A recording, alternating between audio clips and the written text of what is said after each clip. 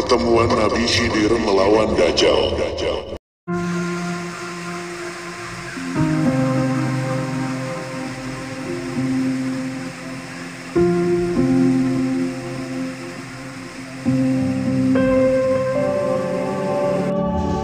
Dajjal adalah sosok yang berbentuk manusia, namun melihat hanya dengan mata kirinya, sebab dia buta dengan mata kanannya, dan nampak seperti anggur yang menonjol. Tepat pada dahinya terdapat kata atau tulisan kafir. Namun setiap mukmin, orang-orang yang masih percaya, dan menjalankan ajaran kebenaran dari Allah Subhanahu wa Ta'ala, serta Rasul-Nya, pasti akan bisa membaca tanda tersebut.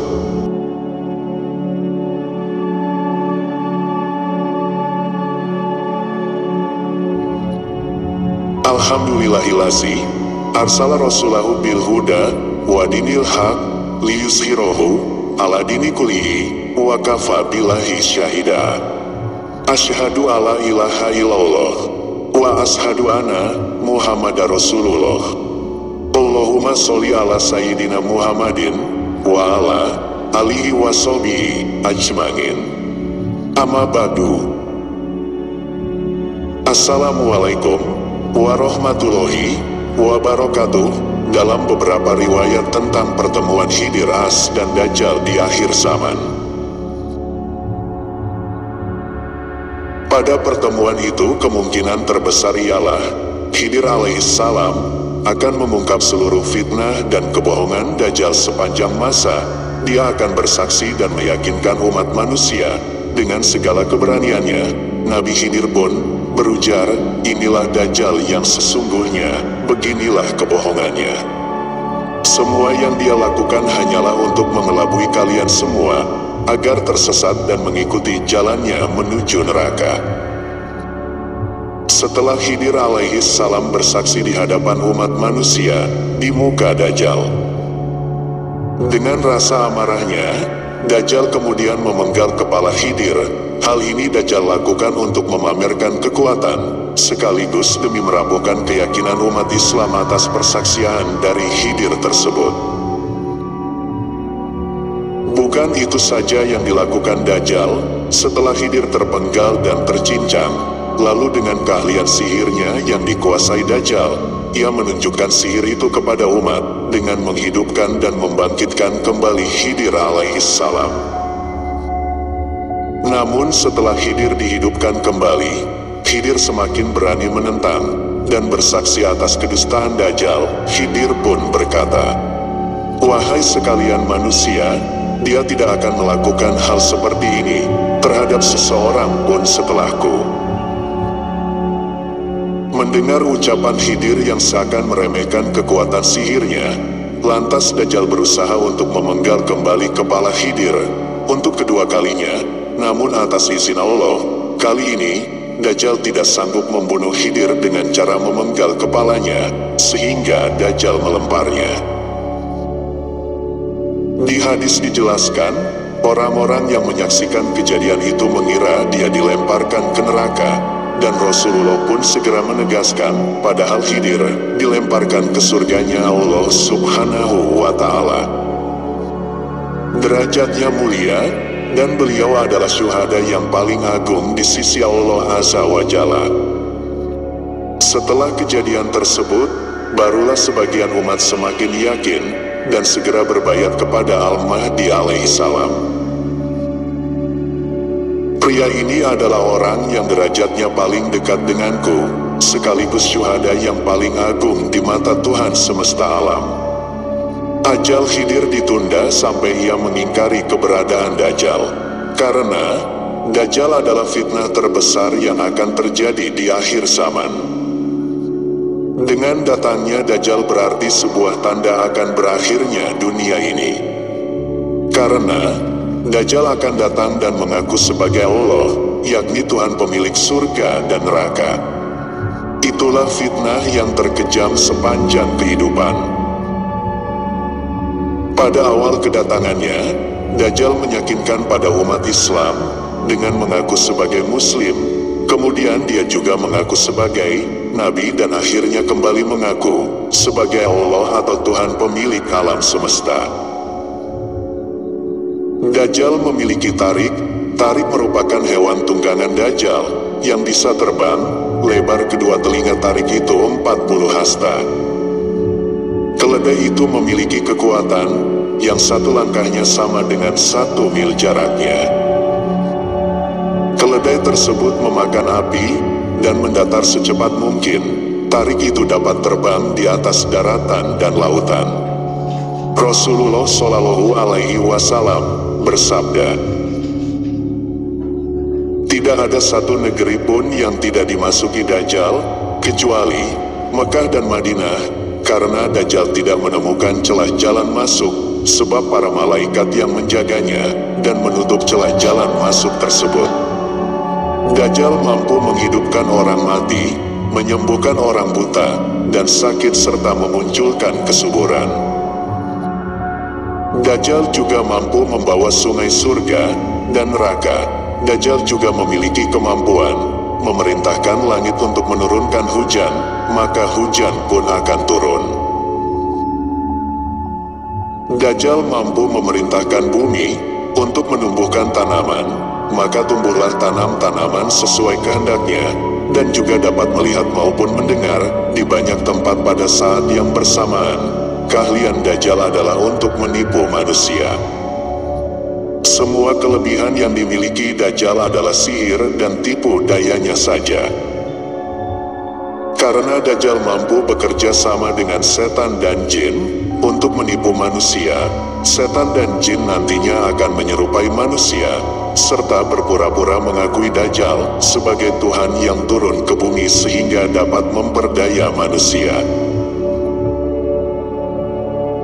Dan ketahuilah saudara, di saat fitnah Dajjal mencapai puncaknya, maka Allah memunculkan Nabi Khidir untuk membongkar segala fitnah dan tipu daya dari Dajjal tersebut. Nah, Sobat Kolbun, sebelum semakin dalam kita bahas tentang pertemuan Nabi Khidir dan Dajjal, ada baiknya di sini akan saya jabarkan pula bagaimanakah pertanda dari kemunculan Dajjal ini.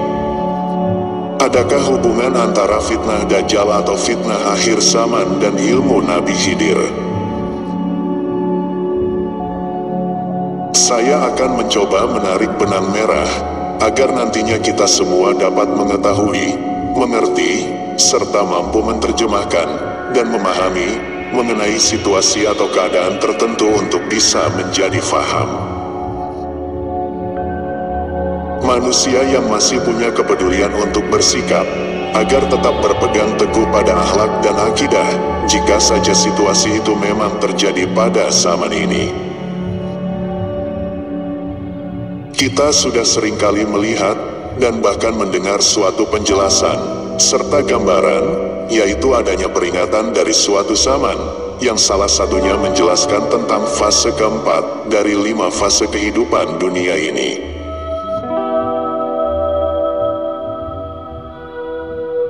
Di mana fase keempat ini dinamakan fase Mulkan Jabariyah atau abad kegelapan, namun fase ini berada pada keadaan yang paling modern, yaitu ketika ketidakpedulian, kebodohan, dan hilangnya keberanian pada manusia yang masih beriman makin merajalela, dan kebanyakan manusia di saat itu tidak lagi peduli untuk mengamalkan ajaran kebenaran, maka sesungguhnya saat itu merupakan tanda dunia diambang kehancuran.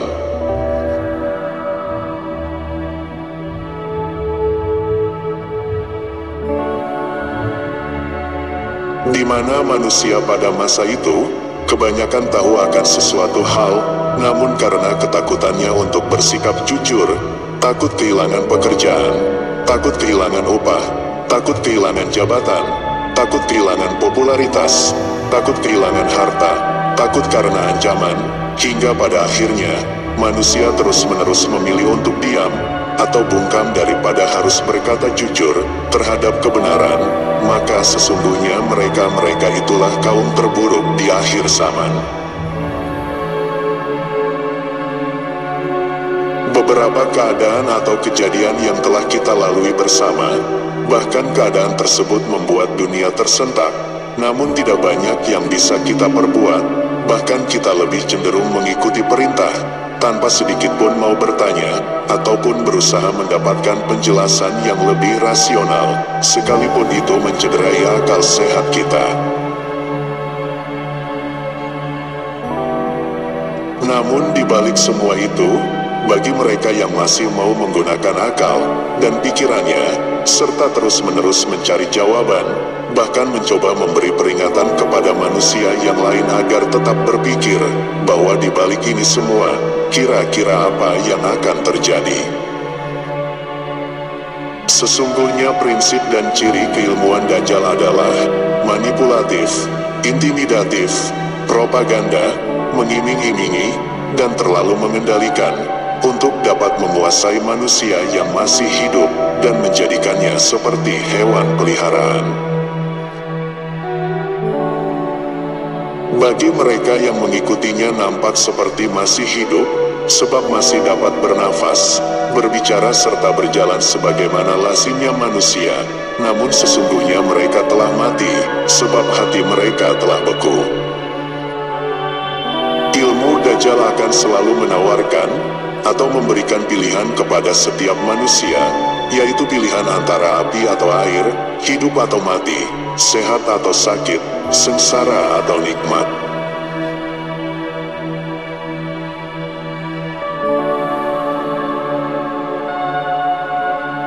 Artinya, pada masa itu, manusia akan diperdaya dengan tipuan dunia. Apakah mereka akan ikut dengannya, atau tidak mengikutinya, lain halnya dengan prinsip dan ciri keilmuan Nabi Khidir alaihissalam, yaitu segala sesuatu, ketika yang disampaikan dapat dijadikan seperti tetesan air hujan yang turun dari langit, hingga mampu menembus sampai ke dalam relung hati manusia, dan menjadi dorongan untuk membentuk kehidupan, serta mampu mencairkan dan menghidupkan kembali hati yang telah mati dan beku. Selanjutnya memberikan dorongan kepada manusia untuk selalu berpikir dan membaca setiap tanda yang hadir di sekitarnya.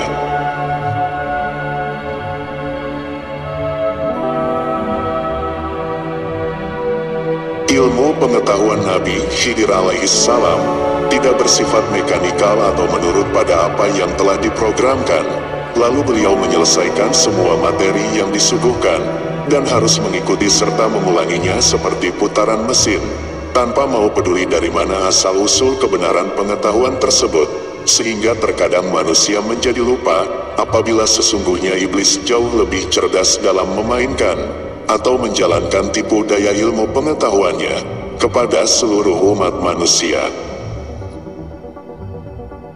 Untuk itu, kebenaran dari sebuah ilmu pengetahuan sangat ditentukan dan ditekankan agar selalu dilahirkan dari hasil kejernihan berpikir semua orang. Itulah perbedaan antara ilmu Nabi Khidir alaihissalam dan ilmu Dajjal. Seperti halnya yang telah dijelaskan dalam ilmu eskatologi Islam tentang hakikat kehidupan yang terhubung dengan tanda-tanda berupa keadaan, karakteristik dari mentalitas keimanan manusia, serta keadaan lain yang berlaku sebelum wujud nyata dari Dajjal itu sendiri muncul di muka bumi. Sebuah hadits yang diriwayatkan Ahmad, Rasulullah Shallallahu Alaihi Wasallam bersabda, sebelum datangnya Dajjal, dunia dipenuhi dengan tahun-tahun kedustaan. Orang yang jujur sudah tidak dipercaya, sebaliknya para pendusta malahan dipercaya. Orang-orang yang amanah dituduh berkhianat, yang sering berkhianat malah dipercaya. Dan di tahun-tahun itu, Ruwaibidah akan banyak bicara. Ruwaibidah itu adalah orang-orang bodoh yang suka turut campur dalam urusan masyarakat luas.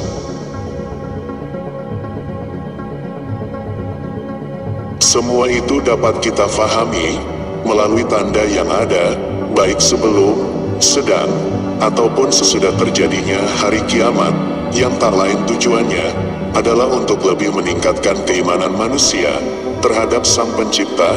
Itulah sebabnya mengapa ilmu Islam disebut ilmu akhir zaman, sebab mempelajari tentang hari akhir kehidupan atau Al-Qiyamah.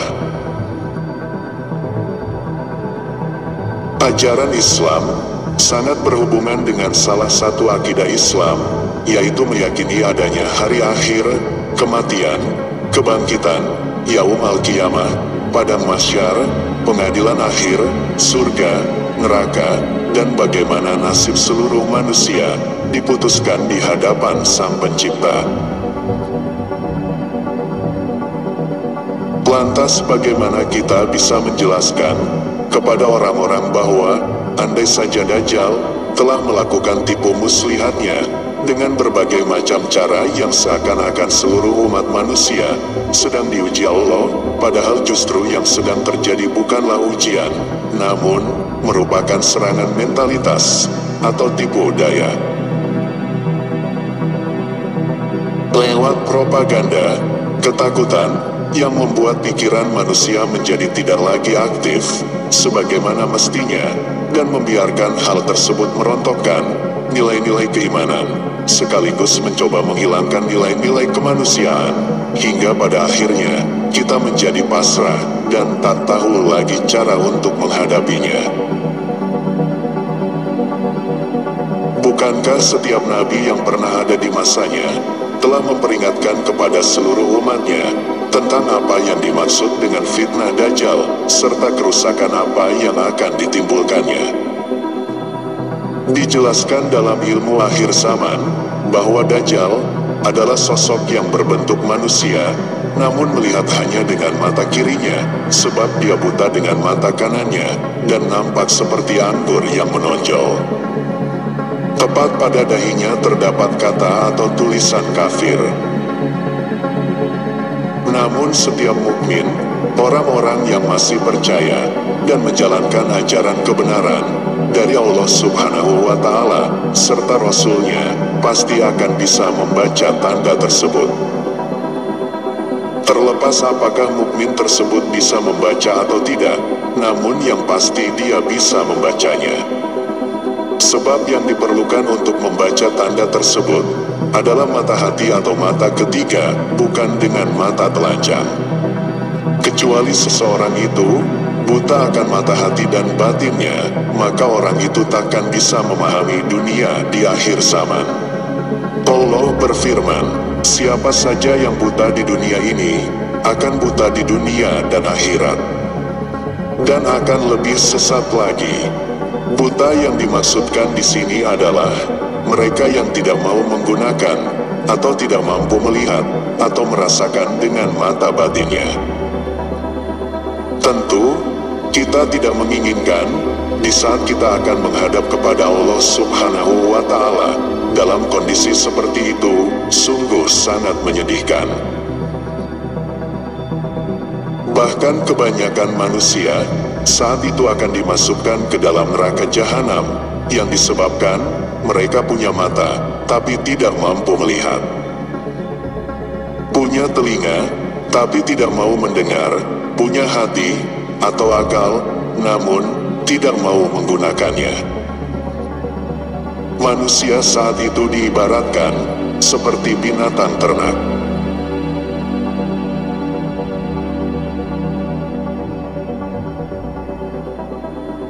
Dan ini menjadi fakta bahwa iman Islam tidak sekedar menyembah secara buta, akan tetapi selalu ditekankan untuk melihat, mendengar, sekaligus berpikir, atau menggunakan nalar, sehingga manusia mampu menembus dan menemukan penjelasannya secara logis tentang hidup yang memberikan pemahaman akan pengetahuan, agar tidak menjadi sesat, menjelaskan tentang dasar psikologi manusia, yang pada akhirnya bisa mengerti bahwa mengapa Al-Quran dikatakan kitab teragung. Menyatukan kembali orang-orang yang telah terpapar cuci otak rasanya sangatlah sulit. Mereka akan menari mengikuti irama yang sedang dimainkan.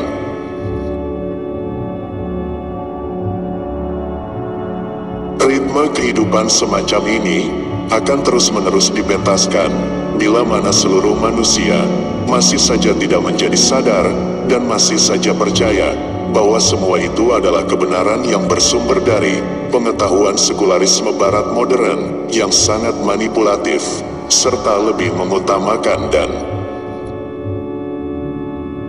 menilai kemajuan pada segi materialistik, padahal sangat bertentangan dengan pengetahuan seorang mukminin yang taat, yang bersumber dari Al-Quran dan Al-Hadits, yaitu mengukur kemajuan itu dari seberapa besar keimanan, serta kesetiaannya pada Allah Subhanahu wa Ta'ala dan Rasul-Nya.